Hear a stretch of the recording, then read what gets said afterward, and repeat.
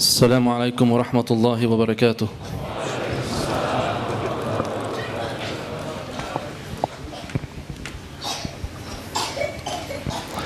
بسم الله الرحمن الرحيم. الحمد لله تعالى على آلائه، والصلاة والسلام على سيدنا محمد وعلى آله وصحبه وأوليائه ومن سار على نهجه واتبع سنته واقتضى به إلى يوم الدين. All praise is due to Allah, Lord of the worlds, Sustainer of the universe. To Him belong the endowments and proper commendations. I bear witness, know, believe and declare that there is no God worthy of worship except you, O Allah, and that Muhammad sallallahu alayhi wasallam is His prophet and messenger. Bismillahirrahmanirrahim. Assalamualaikum warahmatullahi wabarakatuh. Segala puji bagi Allah yang pemilik semesta alam. Kemudian kepadanya kembali segala urusan. Saya bersaksi bahwa tiada Tuhan yang layak disembah kecuali Allah Subhanahu wa taala, dan saya bersaksi bahwa Muhammad adalah utusan Allah. Qala Allah Ta'ala, Allah Subhanahu wa Ta'ala has said in the Holy Quran, لَقَدْ كَانَ لَكُمْ فِي رَسُولِ اللَّهِ أُسْوَةٌ حَسَنَةٌ لِمَنْ كَانَ يَرْجُو اللَّهَ وَالْيَوْمَ الْآخِرَ وَذَكَرَ اللَّهَ كَثِيرًا. Which means, verily, Allah Subhanahu wa Ta'ala has sent for you a messenger from amongst yourselves, a messenger from amongst the people, who is one of the best examples for the one whose intention is with Allah, and who longs for the day of judgment, and who remembers Allah Subhanahu wa Ta'ala often. Kemudian Allah Subhanahu wa taala berfirman, yang artinya adalah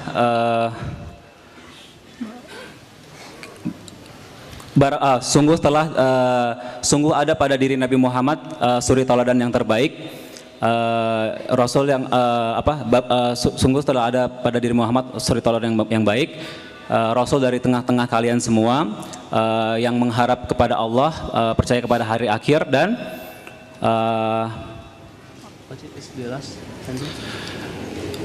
verily Allah has sent you a prophet from amongst yourselves. Okay. Translate that. Jadi Allah telah menurunkan Rasulullah dari kalangan kalian sendiri.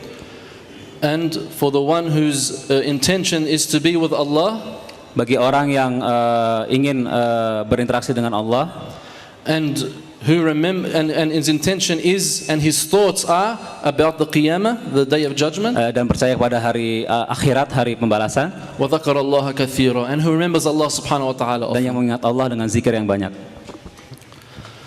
So it is an essential part of belief to have love for the messenger of Allah sallallahu alaihi wasallam.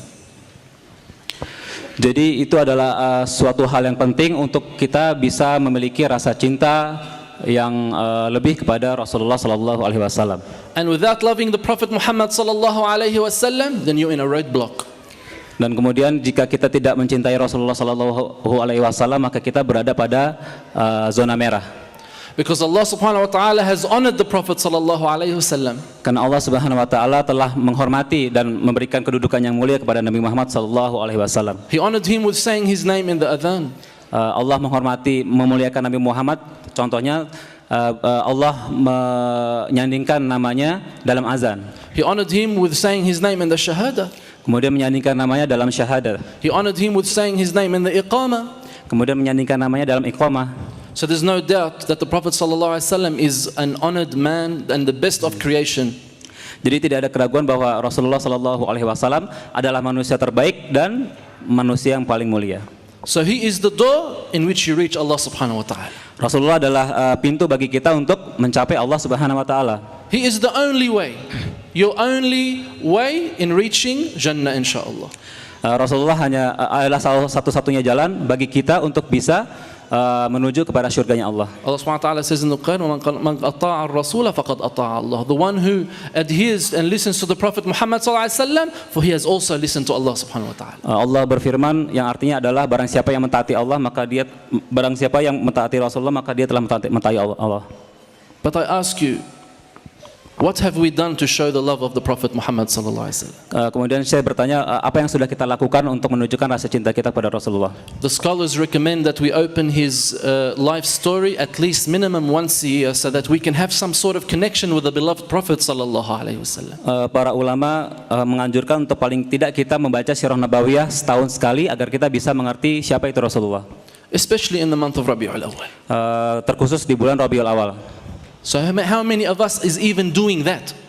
Kemudian beliau bertanya, berapa banyak dari kita yang melakukan hal tersebut? How many of us has the life of the Prophet Muhammad sallallahu alaihi wasallam at home? Berapa banyak dari kita yang memiliki buku Sirah Nabawiyah Rasulullah sallallahu alaihi wasallam di rumah-rumah kita? And taking examples from his life sallallahu alaihi wasallam and teaching it to their children. Dan mengambil contoh kehidupan dari beliau dan juga mengajarkan contoh kehidupan tersebut di keluarga kita. Because the one who claims to love the Prophet sallallahu alaihi wasallam must show some action of loving. Karena orang yang menyatakan mencintai Rasulullah sallallahu alaihi wasallam harus mengaplikasikan dalam kehidupannya. Because to say I love him only by tongue exercise is not enough. Karena hanya dengan menyatakan cinta itu dalam bibir itu tidak cukup. If you tell your wife I love you, is that enough? Or does she want to see amal? She wants to see some jihad. She wants to see some action. A flower, a present, a gift, a smile. Sama halnya jika kita berkata kepada istri kita atau suami kita, aku mencintaimu. Apakah itu cukup?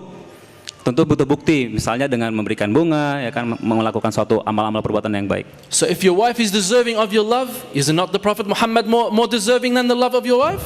Jadi jika kita beranggapan bahwa istri kita atau suami kita pantas untuk mendapatkan cinta kita, bukankah seharusnya Nabi Muhammad jauh lebih pantas untuk mendapatkan cinta kita?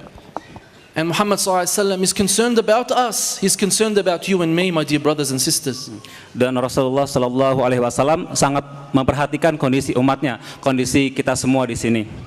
On the day of judgment, he doesn't say nafsi nafsi mimi. He says ummati ummati ummati ya Allah. My nation, my nation, my nation, oh Allah. Kemudian pada hari kiamat Rasulullah tidak berkata bahwa diriku bagaimana, tapi beliau berkata umatku, umatku, umatku. So do we have this same love as he has for us? Tidak apakah kita semua memiliki rasa cinta yang sama seperti beliau mencintai kita? What's the reflection that we do every day? That do I love the Prophet Muhammad SAW as he loves me? Apa yang bisa kita refleksikan dalam kehidupan kita sehari-hari untuk menunjukkan bahwa kita mencintai Rasulullah seperti halnya Rasulullah mencintai kita? Let me give you an example of a woman from the Sahaba who shows love for the Prophet Muhammad sallallahu alaihi wasallam. Kemudian Syekh melanjutkan dengan memberikan contoh tentang seorang perempuan sahabah di zaman Rasulullah. There was a woman from the tribe of Banu Dinar. Ada seorang perempuan dari Bani Dinar. And her brother, her husband, and her father were killed in the Battle of Uhud. Dan ayahnya, saudara laki-lakinya dan anaknya terbunuh dalam perang Uhud. And when the news came to her that her father, her brother, and her husband died in the Battle of Uhud, what did she say? Kemudian ketika datang kabar bahwa ayahnya, saudara laki-lakinya dan suaminya terbunuh dalam perang Uhud, apa yang perempuan tersebut katakan? She said, but what happened to the Prophet Muhammad sallallahu alaihi wasallam? Kemudian justru perempuan tersebut bertanya, apa yang terjadi dengan Rasulullah sallallahu alaihi wasallam? What happened to the Prophet of Allah sallallahu alaihi wasallam? Apa yang terjadi dengan Rasulullah? The Sahaba asked, he is safe as you wish him to be. Kemudian para sahabat yang lain menjawab bahwa dia selamat sebagaimana yang Anda harapkan. But that was not enough for her. She said, show him to me.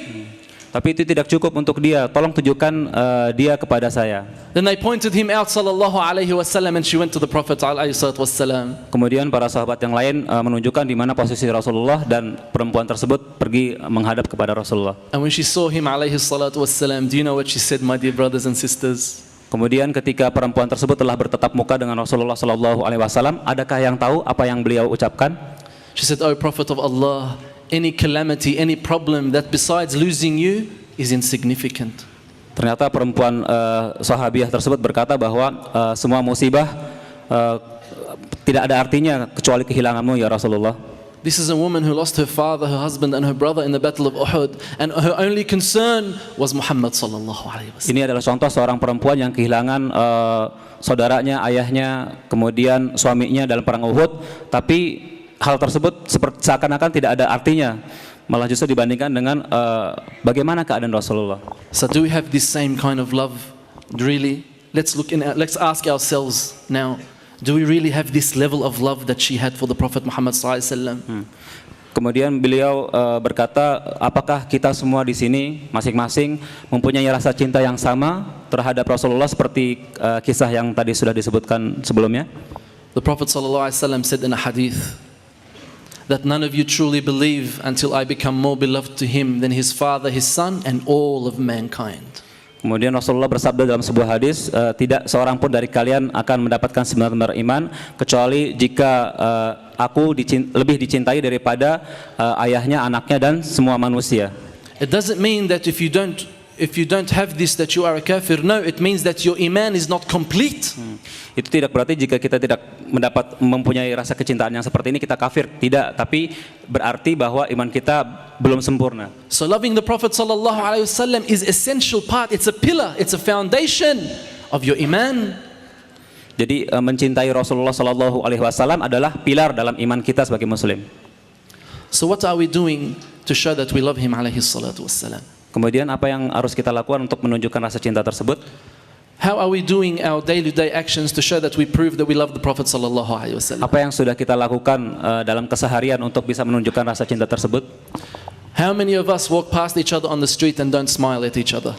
Berapa banyak dari kita yang bertemu dengan sesama muslim tapi justru tidak bertegur sapa? How many of us walk past each other on the street without saying salam to each other? Berapa banyak yang di antara kita yang berlalu lalang dengan sesama muslim lainnya tapi tidak mengucapkan assalamualaikum? Is this the action of someone who claims to love the Prophet?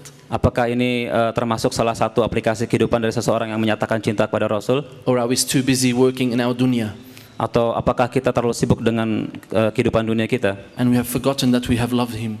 Dan kita telah lupa bahwa kita harus mencintainya. There was a boy who wanted to get married. Kemudian ada satu kisah tambahan. Ada seorang laki-laki yang ingin menikah. And he's been searching for many years to find a wife, a beautiful wife, but he cannot find one. Kemudian dia telah mencari ke santri negeri lah ya, untuk mencari calon istri tersebut, tapi dia belum juga menemukannya. Then one day he was walking in the souk and he found the most beautiful girl in the world. Kemudian pada suatu hari dia berjalan-jalan di pasar dan dia melihat seorang wanita cantik dan dia terpesona olehnya. So he ran home to his father and said, "Oh father, I found her." Kemudian dia beralih ke rumah berkata kepada ayahnya, "Wahai ayah, aku telah menemukannya." So the father and the son made an appointment to go see the woman and her home and meet her family for ta'aruf. Kemudian ayah tersebut berkata kepada anak laki-lakinya untuk mengadakan ta'aruf dan bertemu dengan keluarga perempuan. But when the father and the son left the house, the father says to the son, "Oh my son, she's not good for you, she's good for me." Kemudian ta'aruf terjadilah di antara kedua keluarga ini. Kemudian setelah keluarga perempuan pulang, sang ayah memanggil anaknya dan berkata bahwa wahai anakku, gadis ini cocoknya untuk saya bukan untuk kamu. So the father and son are arguing in the street, making embarrassment of themselves. Kemudian mereka berdua saling beradu argumen di jalanan, membuat malu mereka berdua. So what do? Kemudian apa yang harus mereka lakukan selanjutnya? So they said that we're going to go to the hakim. Baiklah, kita pergi ke hakim, ke pengadilan. So the father and son go to the hakim to tell the story of what has happened. Kemudian sang ayah sama sang anak pergi ke hakim dan ceritakan tentang kejadian yang terjadi di antara mereka. And the hakim saw the two, heard from the two. He said, "Okay, but bring me the girl. I want to hear from her." Kemudian ketika sudah bertemulah si ayah sama si anak ini dengan hakim, si hakim masih merasa kurang puas. Kalau begitu tolong bawakan si perempuan tadi kepada saya. And when the hakim saw the girl, she looked at him. You know what happened? He said to him, "She's not good for you, she's good for me." Jadi intinya si hakim juga suka. Masya Allah, faham? Alhamdulillah. So now this is a big mushkila, big problem. Where do they go? Kemudian karena terjadi permasalahan berat antara mereka bertiga, bingung mau kemana lagi. We're going to take this now to the Khalifa. Kemudian mereka bersepakat untuk membawa masalah ini ke khalifah. And I know you know what happened next. Tahu apa yang terjadi selanjutnya? Right? When the Khalifa saw her, she says, she's good for me, I'm the Khalifa. Next. Okay. So the girl stood up and said, I have a solution. Kemudian intinya perempuan tersebut juga sudah dibawa ke khalifah, dan khalifah berkata bahwa perempuan ini cocok untuk saya, bukan untuk kalian, karena saya khalifahnya. Kemudian si perempuan ini berdiri, ya kan, karena ada muskilah, ada perdebatan seperti ini, perempuannya berdiri mengajukan suatu solusi. So the girl said, I will run, and you four will run after me, and the first one to catch me will marry me. Kemudian solusi yang ditawarkan oleh si perempuan ini adalah, baiklah kalau begitu, saya akan berlari terlebih dahulu, kemudian kalian akan mengajar saya dari belakang. Siapa yang bisa menangkap saya pertama kali, maka itulah suami saya. La ilaha illallah. I wish getting married was this easy every day. So they started to run. The father, the son, the hakim and the khalifa running after this girl. But she was very fast. They couldn't catch her. Kemudian mulailah si perempuan ini berlari kan, dan si keempat laki-laki tersebut mengajar di belakang. Tapi karena perempuan ini berlari begitu cepat, sampai mereka berempat ini nggak bisa mengejarnya. She ran so fast she became out of sight. Kemudian saking cepatnya sampai tidak terlihat lagi batang hidungnya. Until they reached a dark hole. Sampai akhirnya mereka berempat, laki-laki berempat ini bertemu dengan sebuah lubang besar. Where did she go? Kemana dia pergi, si perempuan itu maksudnya? They look inside this hole and they see her look it up at them. What are you doing here? We're supposed to catch you. Why are you hiding? Kemudian keempat laki-laki ini melihat, melongok ke bawah ke lubang tersebut. Kemudian melihat ternyata perempuannya di bawah situ. Mereka berkata, ngapain di sini? Seharusnya kamu berlari, dikejar gitu. She said to them, I am your dunya and this is your grave. Kemudian si perempuan itu melihat ke atas dan berkata bahwa saya adalah dunia kalian dan ini adalah kuburan kalian. So these men, the analogy of this story is that these men spent the whole life chasing the dunya. It's beautiful, but they can never catch it. Jadi moral dari story ini yang kita bisa ambil adalah para laki-laki tersebut berlari mengejar dunia, ya kan, saking cepatnya berlari, tapi tetap saja tidak bisa dikejar. So my dear brothers, no matter how beautiful this dunya is, do not chase after it because you'll never catch it. Kemudian pesan dari beliau untuk kita semua bahwa seberapa indah dunia, janganlah dikejar karena kita nggak akan pernah bisa untuk mencapainya. Don't waste your lives and your youth running after dunya because no matter how fast you run, it is faster than you. Kemudian jangan habiskan masa muda kita untuk mengejar dunia, karena tidak peduli betapa cepat kita berlari, dunia akan jauh lebih cepat berlari daripada kita. And astaghfirullah, if it's too late you find yourself in the grave and you cannot come back. Dan astagfirullah, itu sudah terlambat jika kita menemukan diri kita sudah berada di kuburan. So what have you done for the akhirah? Jadi apa yang sudah kita lakukan untuk akhirat kita? Where is Muhammad sallallahu alaihi wasallam in your life? Di manakah Muhammad sallallahu alaihi wasallam dalam kehidupan kita? Where is Muhammad sallallahu alaihi wasallam in the lives of our youth and our sisters and our youth we see on the streets? Where is he? Di mana Nabi Muhammad sallallahu alaihi wasallam dalam kehidupan saudari-saudari kita, ya kan, yang berada di pinggir jalan melakukan aktivitas. Wallahul azim, I come here every year to Indonesia because I love you. Wallahi, saya tersebut berkata bahwa beliau datang ke Indonesia setiap tahun karena beliau mencintai kita semua. I am your neighbor, I'm from Australia, so I have a haq on you to come and visit you and see your ahwal, see your condition. Kemudian beliau berkata, beliau berasal dari Australia dan saya adalah saudara kalian dan saya punya hak atas kalian di Indonesia. This is because I love you, because you are my brothers and sisters in Islam. Karena kalian semua adalah saudara saya dalam Islam. And if we don't work together for a better community, then who are we working for? Karena kalau kita tidak bekerja sama untuk membangun komunitas, lalu siapa lagi yang akan bekerja untuk itu? So let Muhammad sallallahu alaihi wasallam enter your heart. Let his love enter your heart, because the Sahaba did not move a muscle in their bodies if it wasn't for the love of Rasulullah sallallahu alaihi wasallam.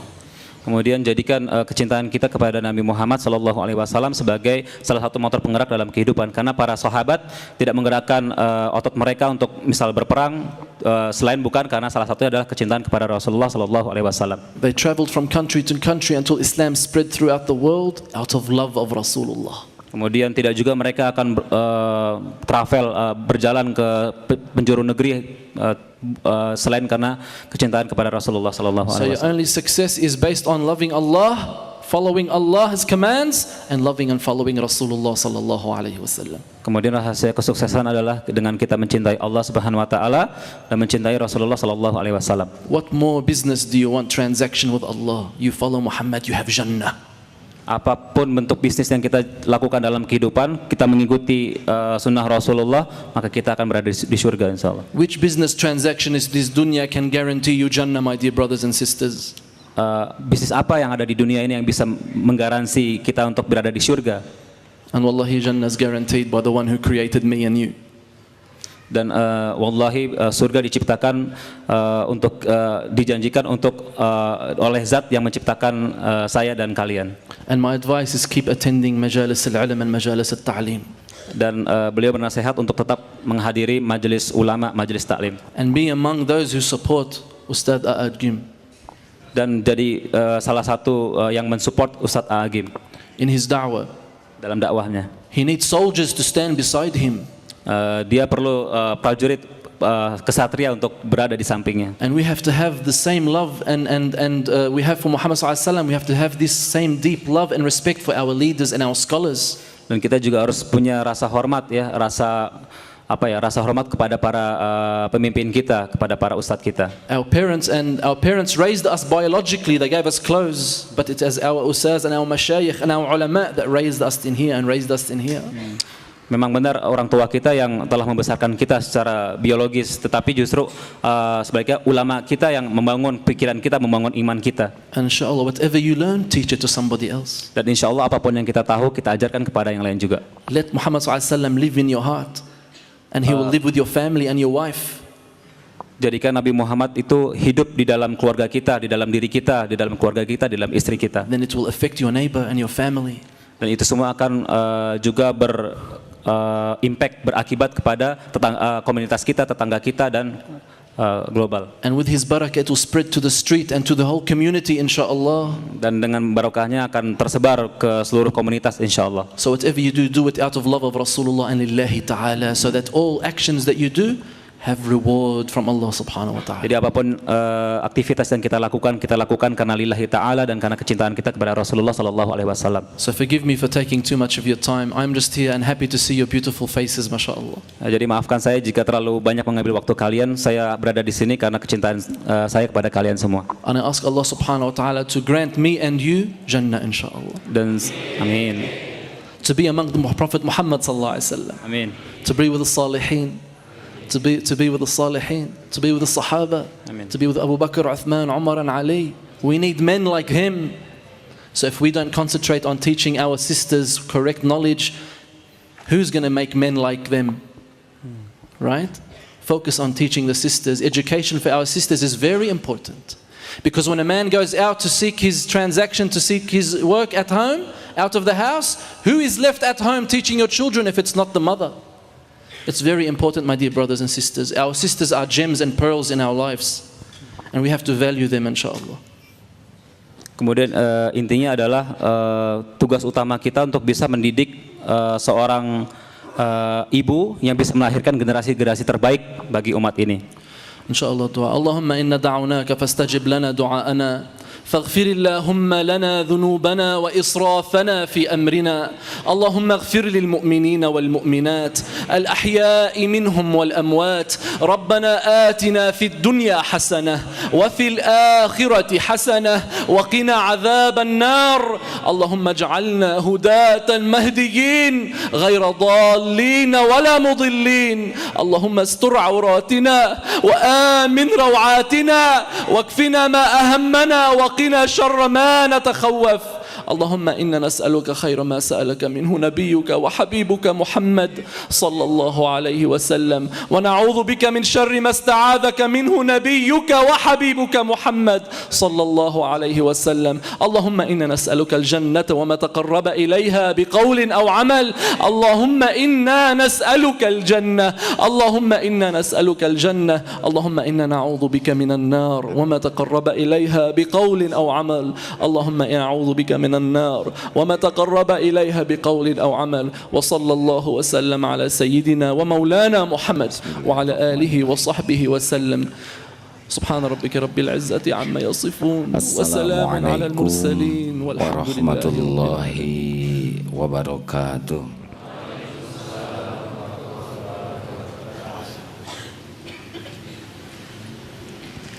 Alhamdulillah,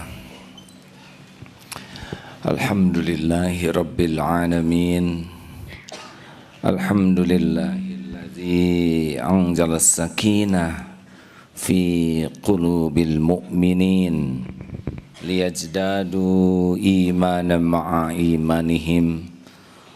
Allahumma salli wa sallim wa barik ala sayyidina Muhammad wa ala alihi wa ashabihi ajma'in. Alhamdulillah ya hayyu ya qayyum.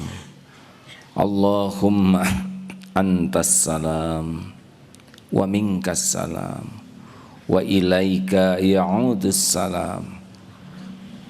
Wahina rabbaka bisalam wa adkhilnal jannata darussalam. Tabarakta rabbana wa ta'alaita ya dzal jalali wal ikram. Allahumma inna nas'alukal huda wa tuqa wal afafa wal ghina. Ya muqallibal qulub tsabbit qulubana ala dinika wal iman. Allahumma musarrifal qulub sarrif qulubana ala ta'atik. Ya Allah, ya Sami, ya Bashir. Rabbana taqabbal minna ya Allah, innaka antas samiul alim, wa tub alaina innaka antat tawwabur rahim. Amin ya Allah ya rabbal alamin.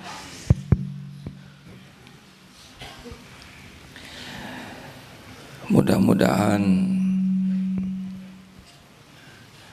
Allah yang maha melihat, maaf, tolong kecilkan sedikit. Allah yang maha mendengar, Allah yang maha menentukan segala-galanya, membuat kita selalu yakin tidak ada kebetulan. Ma khalaqta hadza batila. Termasuk kedatangan Syekh, jazakallahu khairan katsiran Syekh. Allah yang mengatur, Allah yang mengatur beliau hadir dan kita sudah simak bersama ilmunya. Mudah-mudahan membuat kita semakin mencintai Rasulullah sallallahu alaihi wasallam.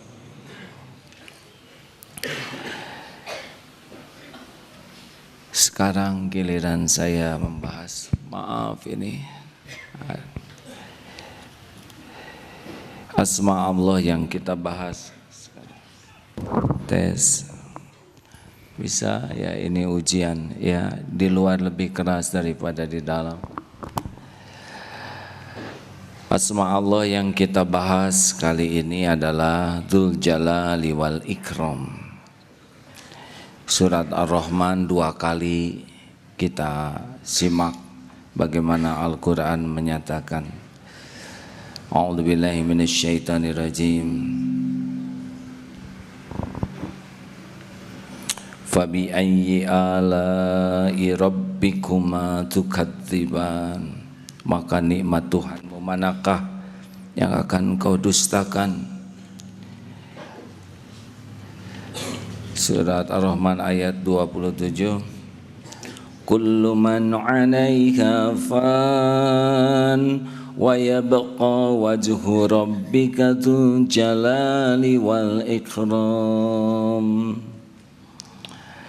Semuanya akan binasa kecuali wajah Allah yang maha agung, yang memiliki keagungan dan memiliki kemuliaan. Dzul jalali wal ikram. Sebentar hadirin, suara saya agak besar, bisa dikecilkan sedikit reverbnya. Allah pemilik keagungan, Allah pemilik kemuliaan. Siapapun yang ingin memiliki kemuliaan, tidak ada jalan selain jalan Allah. Tu'izzu man tasya wa tudzillu man tasya. Kalau Allah menghendaki seseorang mulia, pasti ada jalan menuju mulia. Tapi kalau Allah mau menghinakan seseorang, tidak ada yang bisa menahannya. Wa iyamsaskallahu bidurrin fala kashifa lahu illahu wa iyuridka bi khairin fala radha li fadlih yushibu bihi may yasha'u min ibadihi wa huwal ghafurur rahim. Semuanya dalam genggaman Allah. Kalau Allah wa yamsaskallahu bidurrin, Allah mau menimpakan musibah, menyentuhkan musibah, pasti terjadi.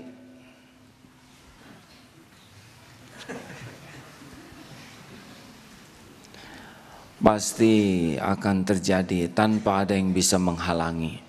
Tapi kalau Allah mau memberikan kebaikan, wa yuridka bi khairin fala radha li fadli, tidak ada yang bisa menolaknya.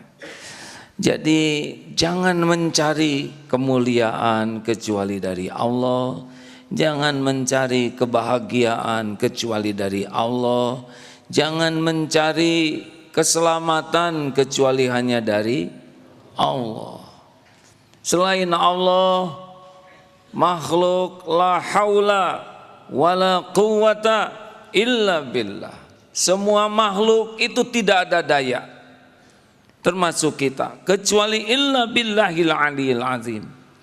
Jangan mengharapkan bahagia dari makhluk, juga jangan mengharapkan bahagia dari pangkat, gelar, jabatan, harta. Tidak, itu hanya dunia, bukan kemuliaan yang sesungguhnya. Sudah kita lihat di negeri kita, berapa banyak yang kedudukannya sangat tinggi dan perilakunya sangat rendah. Tidak sedikit yang ilmunya sangat banyak, tapi hatinya miskin dari kebaikan.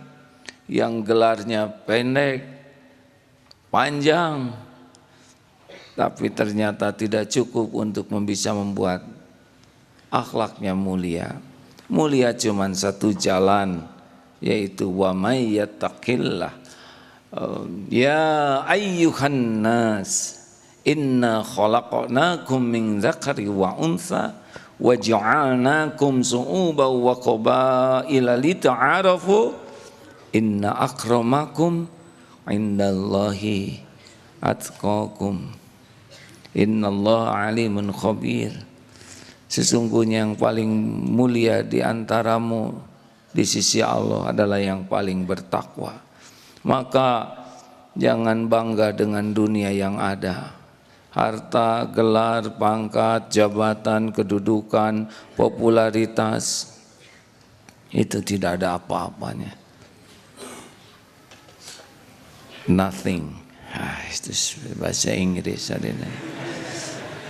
I just want to tell them that dunia is nothing. Is that right, my brother?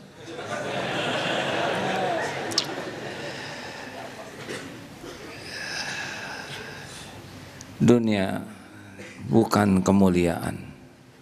Maka jangan bangga oleh dunia, ya. Dan jangan minder oleh dunia. Berapa banyak sahabat Rasulullah SAW, ahlu sufah, beliau hafal Quran, ahli ibadah, akhlaknya mulia dan tidak punya rumah, tidak jadi hina. Berapa banyak yang punya rumah megah, mobil mewah, harta melimpah, penampilan indah dan tetap hina. Pasti karena dia mencari kemuliaannya dari dunia. Hadirin, bukan tidak boleh punya dunia, tapi jangan merasa mulia dengan dunia. Mulia itu kalau dunia digunakan mendekat kepada Allah. Saudara ditakdirkan jadi kaya, dan kekayaan ini saudara banyak amal solehnya, sedekahnya, wakafnya, menyantuni anak yatim. Dunia menjadi jalan saudara dekat dengan Allah, maka saudara mulia bukan karena dunianya, tapi karena menggunakan dunia mendekat ke Allah, pasti jadi mulia. Karena itulah yang disukai Allah. Allah tidak memuliakan orang dengan dunianya, tapi Allah memuliakan orang yang memanfaatkan dunia untuk ibadah, untuk jadi khalifah, untuk jadi dakwah. Maka jangan bangga punya gelar panjang kalau tidak bisa sholat, tidak bisa ngaji, mau dibawa kemana? Tapi dengan ilmu yang luas, S1, S2, S3, makin tawadu, makin hafal Quran, makin manfaat. Mulia bukan karena gelarnya, tapi karena ilmunya, jadi dekat dengan Allah Subhanahu wa ta'ala. Setuju hadirin? Maka carilah dunia untuk mendekat ke Allah. Kalau nyari dunia seperti wanita tadi itu, I want to say thank you for the story. Oh, it's beautiful story.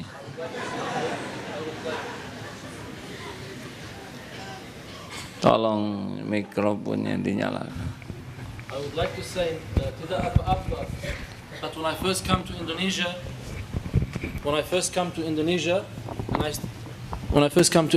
and people I used to say to them, you know, maafkan aku. They say to me, tidak apa-apa. I walk around confused. What is tidak apa-apa? Tidak, no. Apa, what? No, what?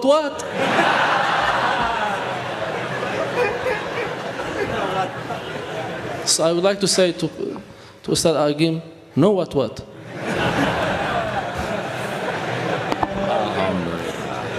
Good. Thank you for know what-nya ya.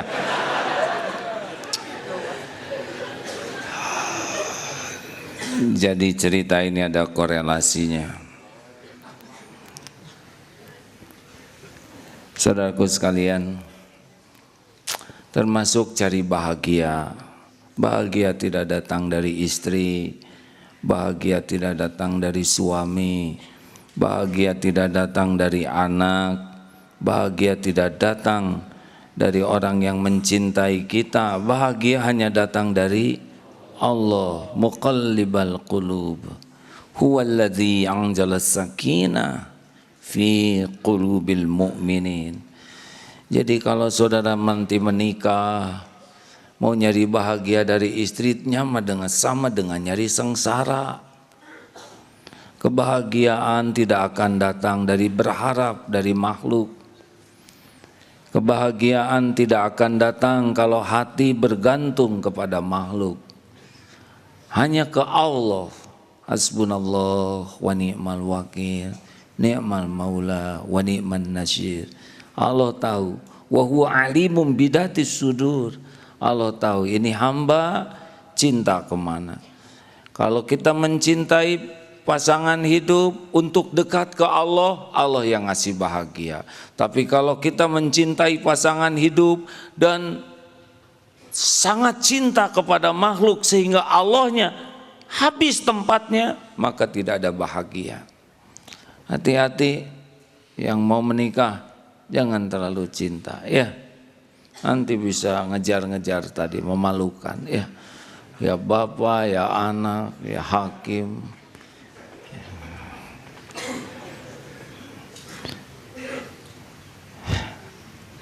Jangan terlalu cinta sama wanita ya. Pertama dianya belum tentu cinta sama saudara, yang belum tentu jodoh. Dan mau apa terlalu cinta ke makhluk. Cinta kepada makhluk bukan mengharap sesuatu dari makhluk. Lihatlah bagaimana Rasulullah mencintai umatnya. Rasulullah memberikan yang terbaik agar umatnya selamat. Itu cinta yang tepat. Cintaku anfusakum wa ahlikum naro. Jadi kalau cinta just for fun, Saya jadi bahasa Inggris begini hadirin. Jadi kalau kita mencintai orang, dalam benak kita itu harus berpikir keras. Seperti bagaimana cintanya Rasulullah yang berjuang keras dan berkorban agar umatnya selamat jadi ahli sorga. Kalau saudara jadi ayah, siang malam pikirkan bagaimana berjuang agar kita selamat, agar anak-anak tidak ada yang masuk neraka. Tidak akan kuat anak-anak di neraka, benar? Hangus, terbakar, terpanggang. Mungkin kita milih memberikan kendaraan atau dilarang pakai kendaraan. Misal kalau kendaraan ini akan merusak anak, jangan beri sesuatu yang membuat dia rusak. Sama keluarga juga. Mencintai istri karena Allah, bukan sibuk ingin dekat dengan istri, tapi harus berjuang sekuat tenaga agar para istri, gimana saya nyebut satu kagok hadirin,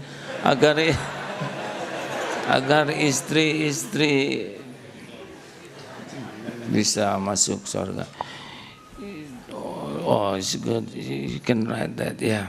I have to explain something about wives, you know. It's not so easy for me to say istri, but twice, ya, istri harus selamat. Beneran hadirin, kalau hanya sekedar senang-senang dunia, nggak lama senang-senang dunia. Selamat.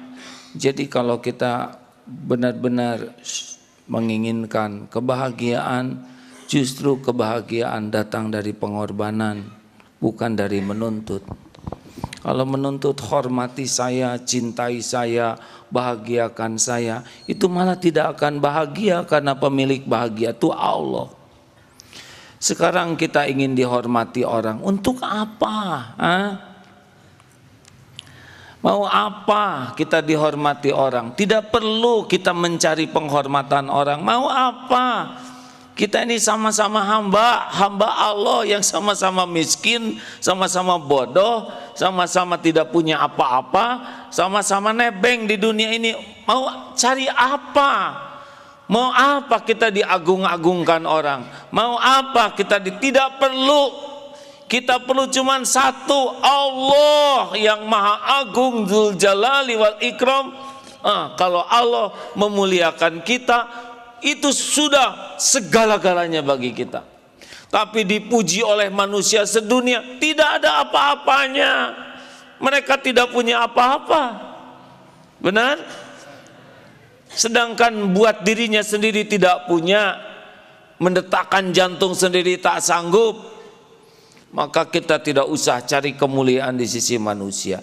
Bukankah kita boleh? Silahkan. Mau kuliah sampai profesor, silahkan. Tapi bukan cari kedudukan di sisi makhluk. Kita ingin tambah ilmu supaya tambah manfaat. Makin dokter, ahli, spesialis, makin manfaat, makin beruntung kalau niatnya khairun nas anfa'uhum linnas.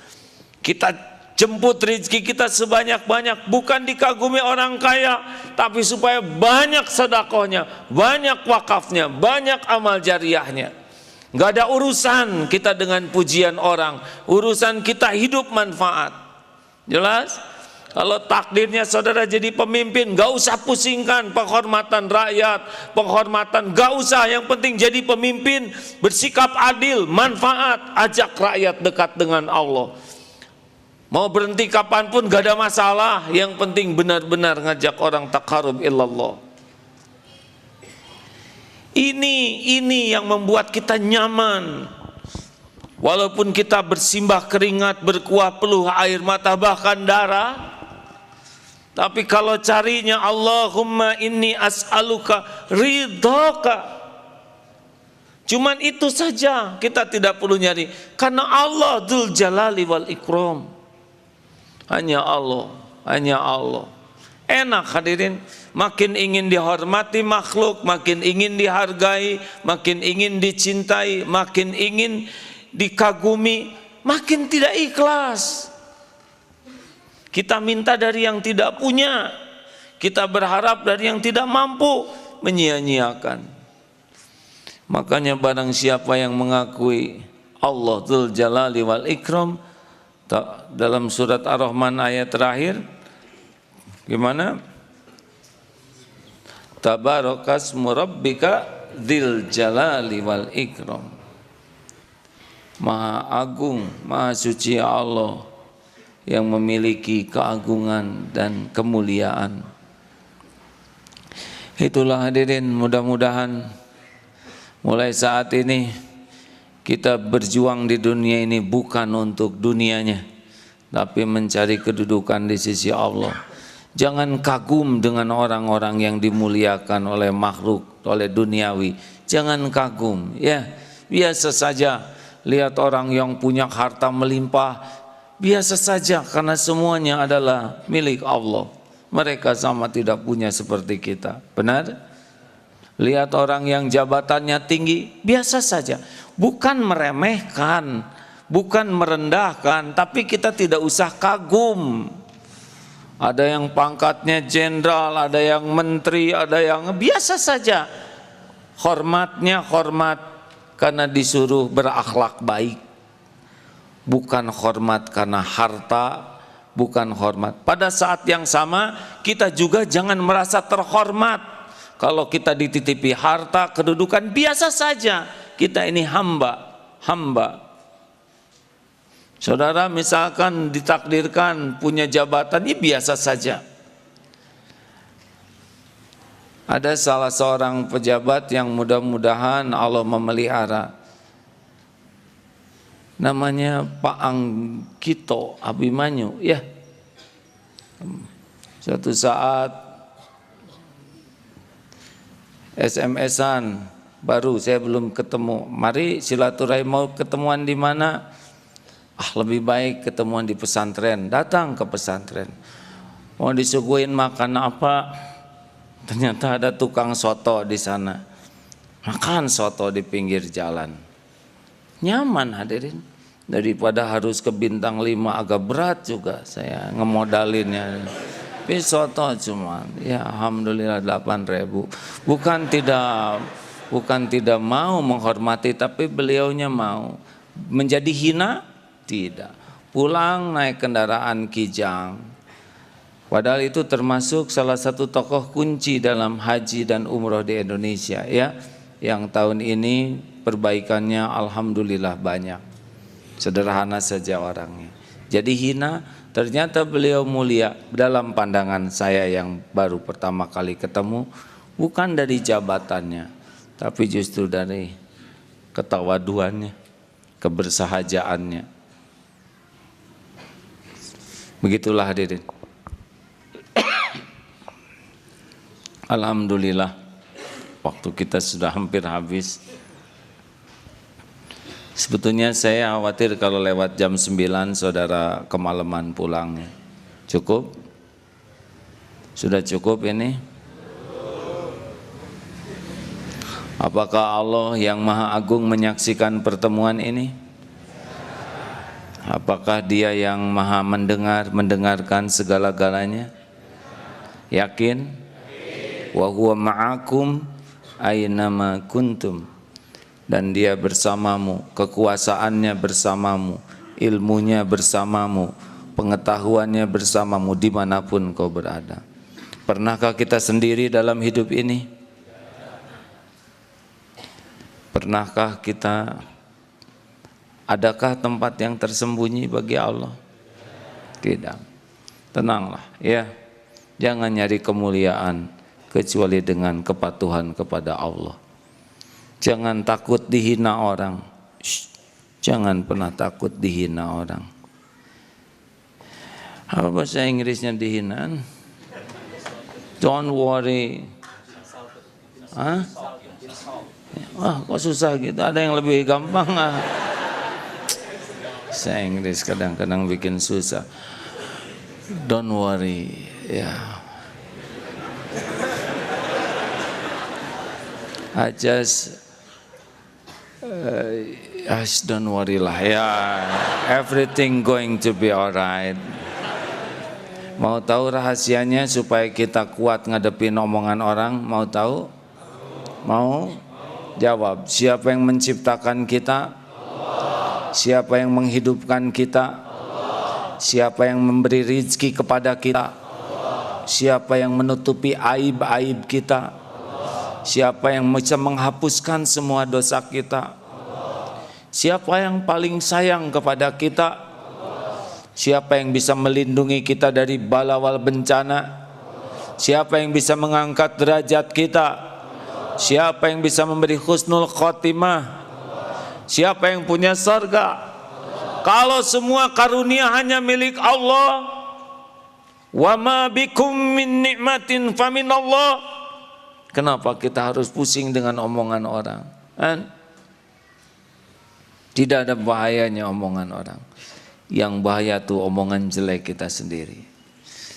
Jangan merasa hina dengan dihina orang, tapi merasalah hina kalau kita berperilaku hina. Dan jangan merasa mulia dengan dihormati orang, tapi mulialah kalau kita bisa disukai Allah Subhanahu wa taala.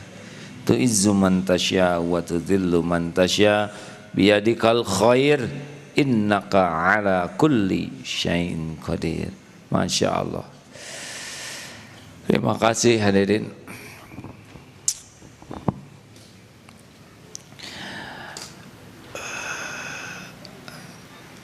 Kemarin saya di Batam, tadi di Singapura, perkiraan macet sampai ke Bandung akan 8 jam, ke 7 atau 8 jam.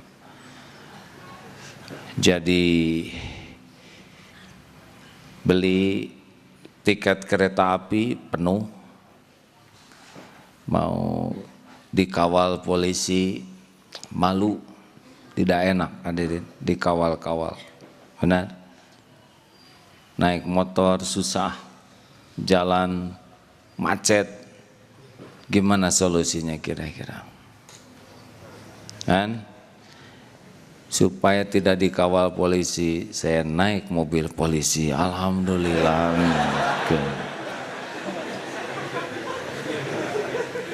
Jadi tidak malu ya.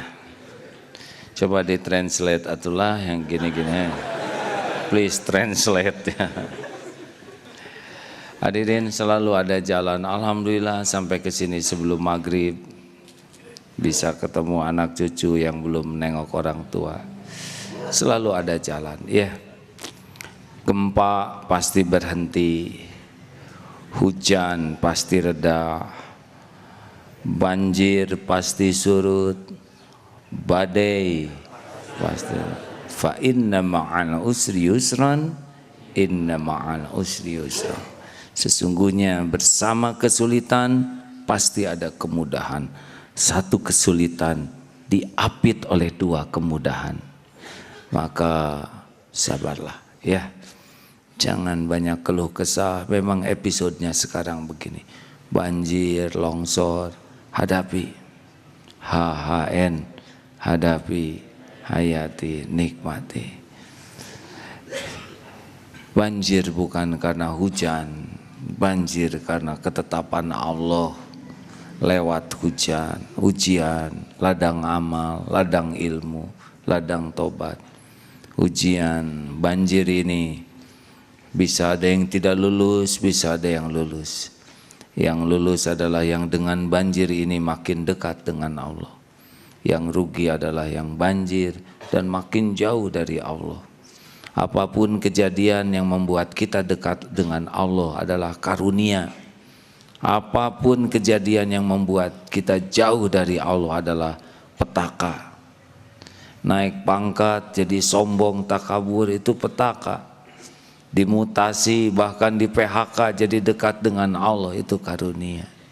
Banjir pun begitu. Kalau dengan banjir kita bisa makin evaluasi diri, taubat, membaik, akan jadi kebaikan. Dan kita yang tidak kebanjiran, syukuri dengan banyak menolong ya. Jangan menganggap remeh kebaikan sekecil apapun. Mungkin pakaian di rumah kita tidak terpakai, hanya pakaian tidak berharga, tapi bagi yang memerlukan menjadi pakaian yang sangat berharga. Bersiaplah hadirin. Siap ini membantu saudara kita? Pengajian yang akan datang sambil ngaji ke sini bawa sesuatu. Mau? Bawa apa saja. Nanti kumpulkan di sini, kita bawa pakai truk ke tempat. Bisa pakaian, sepatu, buku, beras.